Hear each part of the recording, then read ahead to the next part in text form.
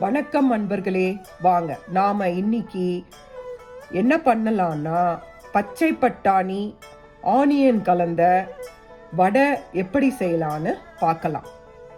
அதுக்கு 1.5 கப் அரிசி மாவு எடுத்திருக்கேன், 2 மீடியம் சைஸ் வெங்காயம் எடுத்திருக்கேன், கொஞ்சம் தேங்காய் துருவல் எடுத்திருக்கேன், பச்சை பட்டாணி எடுத்திருக்கேன், கறி லீவ்ஸ் ட்ரை லீவ்ஸ் எடுத்திருக்கேன். நீங்கள் நார்மலாக ஃப்ரெஷ்ஷாக இருக்கிறது போட்டுக்கோங்க.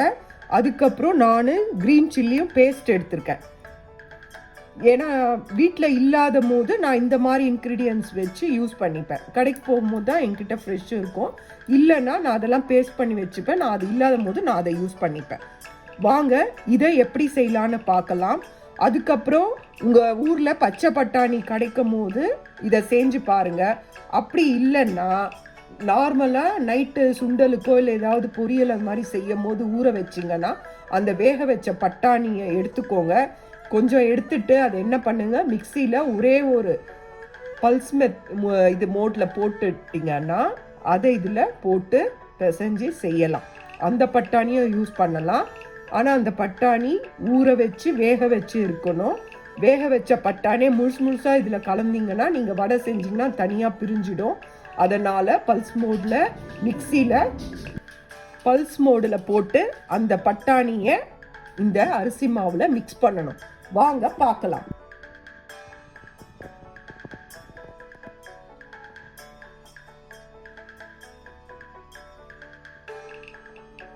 இப்போ நான் உங்களுக்கு காட்டின எல்லா பொருளையும் இதில் சேர்த்துட்டேன். இதில் பச்சை பட்டாணியை நல்லா பாருங்கள், இந்த மாதிரி ஒரே ஒரு வாட்டி மிக்சியில் போட்டு எடுத்துட்டேன். அதுக்கப்புறம் தேவையான அளவு உப்பு சேர்த்துருக்கேன், 1/4 ஸ்பூன் ஜீரக பவுடர் சேர்த்துருக்கேன். அவ்வளோதான் இதுக்கு தேவையான பொருள். நீங்கள் இந்த பட்டாணி 1.5 கப் அரிசி மாவுக்கு 1/2 கப் பட்டாணி சேர்த்துக்கோங்க, சரிங்களா? ஏன்னா நான் அதை மென்ஷன் பண்ணல, அதனால் 1/2 கப் பட்டாணி சேர்த்துக்கோங்க. சேர்த்துட்டு இதை வடை மாவு பதத்துக்கு பிசைஞ்சிக்கணும். நம்ம வடை எப்படி தட்டுவோமோ அந்த மாவை எப்படி பிசைவோமோ அதை போல் இதையும் நாம் பிசைஞ்சி வச்சுட்டு பானலில் எண்ணெய் ஊற்றி எண்ணெய் காஞ்சதும் வடை மாதிரி இதை தட்டி போடணும். வாங்க நான் உங்களுக்கு காட்டுறேன். இதை நல்லா பிசைஞ்சி நாலா பக்கமும் உப்பெல்லாம் இது பண்ணுற மாதிரி நல்லா பிசைஞ்சி இதில் நம்ம வடை மாதிரி செய்யணும். இதை பார்த்தீங்கன்னா வெங்காயமும் நான் நல்லா பொடியாக கட் பண்ணியிருக்கேன்.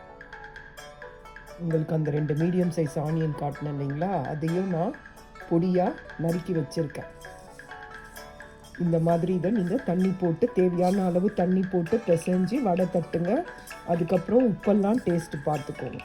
இது நல்லாயிருக்கும், கிறிஸ்பியாக சூப்பராக இருக்கும். செஞ்சு பாருங்கள், நான் உங்களுக்கு இது காட்டுறேன். பாருங்கள், இது போல் பிசைஞ்சு வச்சுக்கோங்க.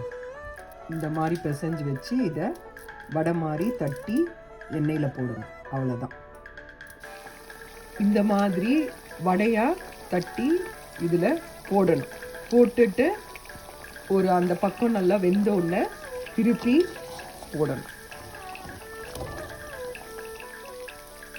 ஒன்று ஒன்றா திருப்பி போட்டு 2 பக்கமும் வெந்த உடனே எண்ணெயை இருத்து எடுக்கணும்.